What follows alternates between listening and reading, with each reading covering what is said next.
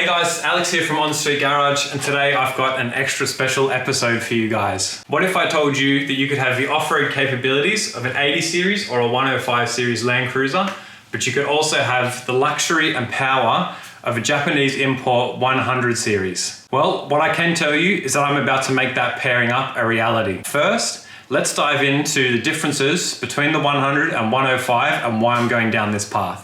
But before we get into this, I just wanted to answer a couple of questions and give a couple of thanks to you guys on the last video that I had. A big thanks to Nico Martini, 853. He showed me how to zero out the boost on the JRP gauge. You would have seen that in a couple of my other videos. The boost runs into negative sometimes, so thank you, Nico, for that. I appreciate it. Also, something I got asked by a few of you guys in a few different places was asking what the wheels are on the car. So the wheels are an ROH Assault. They are 16 by 9 -12. I think they're a great fit. They fit really nice and flush on the car, and they're a nice look too. So sorry I didn't put that in the specs of the last video, but that is what they are. And finally, I just wanted to say thank you to Frankenstein Garage. This guy's a mechanic with extensive experience working on Toyotas, and he had nothing but words of encouragement for me for the work that I've done on that. So if you're interested in seeing what I've done, go head back over to that last video and check it out. First up, let's talk about the 100 and the 105 series Land Cruiser. There seems to be endless confusion between the two, as they are both very similar looking cars. Both introduced in the late 90s, these two series marked a significant evolution in what the Land Cruiser was to become. Each had its own unique features, strengths and weaknesses. In my opinion, it was also a fork in the road for Toyota, where the Land Cruiser began to take a turn from being a serious hardcore off-roader to being softened up a little bit to appeal to the general public and broadly to people using them as daily drivers and almost luxury SUVs. I think this is evidenced today when you look at the 200 and 300 series Land Cruisers and what they've become. They're still capable off-road, but there is no question that they have become softer and more of a luxury car. So while both vehicles are very well renowned for being super reliable and capable off-road, there are some key differences. The biggest change being that the 100 series was now offered with independent front suspension. What this meant was that instead of having a central diff with the axles all in one casting and one piece under the front wheels of the car, there was still a central diff in the front, but now the arms or axles were hinged off the side, which allowed them to move independently. This gave great advantage to on-road drivability, but it made it a lot weaker in the tough stuff off-road. Whilst this all sounds good, you can still build a solid axle car to be very comfortable on the road and drive nicely and get the best out of them off-road. That's why I'm wanting to keep the chassis out of this car and the suspension setup, as I think that that is far superior. What do you guys think of the fact that nearly all modern four-wheel drives are independent front suspension today? Would you buy something if it came out with a solid axle? I know there's things like the small Suzuki Jimneys, but if you had a modern 200 or 300 series Land Cruiser that was solid axle all around and coils, is that something that you would consider buying? I know I would. So again, looking at these cars from the outside, depending on what specs model you have, the bodies are actually identical. So the 105, even in its top spec trim of GXL, was still quite sparse and it was considered more of a workhorse.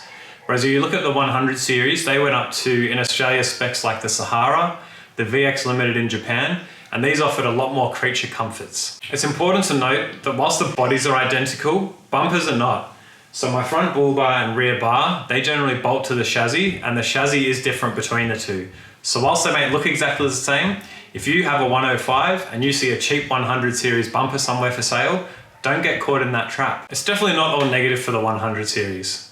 Even though yes, it has the luxury spec interior, one of the main differences here was engine selection. So in the 105s, there wasn't much to choose from. There was a naturally aspirated diesel that was an indirect injection engine, and they're not the best for turbos. I've actually done a full series on turning this up to try and make it a usable daily driver with the turbo diesel. So if it's something you're interested in doing to see how far the 1HZ will go, I'm going to chuck a link just up here so that you can see how that performs. Now, the biggest advantage with the 100 series is they came out with either a petrol V8, which is known for being exceptionally reliable, but even better again, they came out with a factory turbo diesel. This is the 1HD FTE. In my opinion, it's the best turbo diesel that Toyota's ever made, and I think there's a case to be argued that overall it could be the best turbo diesel ever put in a passenger vehicle. Now look, the 1HZ has a similar reputation for its reliability, but definitely not in its power. I think if you keep something like this non-turbo, or if you go down the path I have of turboing, intercooling, and making sure the safeties are in place, you can make this a daily that has enough power to get you by. However, I think you're still going to be keeping an eye on EGTs, you're still going to be babying it in situations where if you had the FTE, it's not a consideration, you can drive like a modern car, and you're good to go. So if you ask me, I think Toyota dropped the ball pretty bad. They had the opportunity to put the ultimate four-wheel drive together. And look, I wasn't around buying cars in 1998, so maybe things were different or there's something I'm not aware of. But to have a solid axle 105 series Land Cruiser with the FTE would have been the ultimate car in my opinion. So look, I think Toyota owes me one. If you have a look at my Prado build just here, I did that a few years ago now. And if I look at the new 76 series Land Cruiser, I have a feeling they might have watched my videos and got some design cues from it. And look, they didn't pull it off as well as what I did, but seeing as they owe me that, I'm going to take a car from Australia, I'm going to take a car from Japan, and we're going to turn it into one better than what Toyota ever built. So I recently came across a deal that was too good to pass up in terms of building my ultimate four-wheel drive. I have bought a 1998 100 series Land Cruiser with the 1HD FTE from Japan. This is a VX Limited, so it means that I'll get a bunch of creature comforts that the diesel 105s never came with in Australia. The most notable things are things like a sunroof, cruise control, I'll get heated seats, and there'll even be an icebox center console straight out of the factory. My plan is to swap the engine, the gearbox, and the entire cab onto my 105 series chassis. And you might ask me why? What's the point? Well, for me, I love how robust the solid front axle is, and I love how capable it is in the tough stuff off-road. I plan to use this car a lot more and to learn to be a better four-wheel driver, so I think having a solid axle is an important thing to keep. I also wanted the power and efficiency of the 1HD FTE. This was only something I was considering doing if a good deal came up where I didn't have to spend tens of thousands of dollars to make it happen. So now that I've got this deal and also have the luxury interior of the 100 series and all of its comforts, I actually believe that this is the best of both worlds. And if you followed my channel for any period of time, you'd know that I love having JDM style four-wheel drives. I had the Prado as I mentioned earlier. I also had the 80 series, which whilst it was an Australian car, I did a lot of modifications to it to try and keep that JDM look going, because ultimately that's what I love.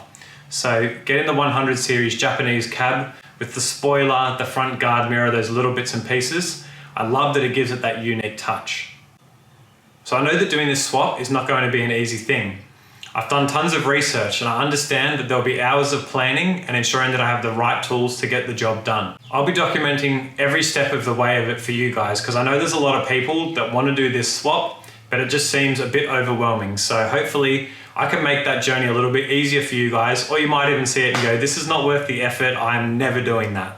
If any of you have experience doing this swap, specifically the cab with the loom and everything, hit me up in the comments. I'd be keen to have a chat to you and get any tips and tricks that you might have. From what I've found so far, the two biggest challenges seem to be the steering. So there seems to be a mix and match of parts required from the steering shaft, as the 105 has a steering box and the 100 series has a steering rack. So I think I figured that one out. There's some brackets to be changed, but that seems like one of the harder things for me. The next one for me is fuel delivery. I've seen some comments saying that the fuel tanks and the fuel lines are on a straight swap and neither fits the other perfectly. I know I need bigger fuel lines for the FTE than what is in the 105. So there's some challenges there as well. So once the 100 series arrives, I'll be doing a detailed rundown and walkthrough of the vehicle. We'll have a look at it inside and out. We'll check drivability before we start to pull it all apart and make this swap happen. So that's the plan. I'm super excited about this swap. This has been a dream for me literally for years now. So to have the opportunity come along to buy the right car has got me super excited. What do you guys think about the 105 versus the 100 series? And what are your thoughts on the engine and cab swap? Also, I know this isn't the only dream Land Cruiser build I have. I have other things that if the opportunities present themselves, I'd love to do them down the road. But let me know. It's always interesting to hear other people's ideas. If you had an unlimited budget, what would your dream Land Cruiser build be? What are two cars you'd bring together to make it work as your ultimate off-roader? Give this video a like. Make sure you subscribe to the channel. And if you have a friend that this would interest, send it to them. The more people that see my videos, the easier it is for me to make more of them, so it only makes sense. So make sure you follow along on this amazing journey. I'm super excited to share more with you guys, and I'll see you all on the next one.